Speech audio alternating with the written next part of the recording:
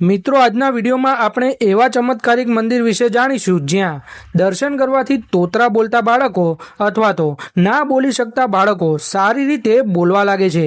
ગાંધીનગર જિલ્લાના દહેગામ તાલુકાના હરસોલી ગામે તોતરા માતાજીનું આ ભવ્ય મંદિર આવેલું છે।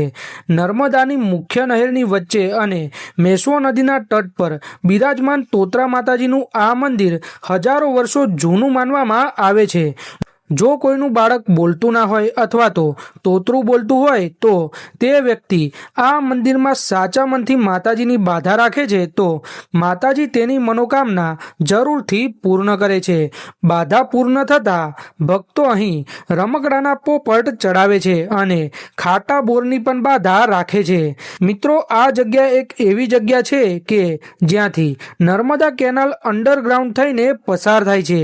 તેના ઉપરથી મેશ્વો નદી પસાર થાય છે અને આવા સુંદર સંગમ સ્થળ પર તોતરા માતાજીનું આ ચમત્કારિક મંદિર આવેલું છે। રવિવારે અને પૂનમના દિવસે અહીંયા મોટી સંખ્યામાં ભક્તો માતાજીના દર્શન કરવા માટે આવે છે।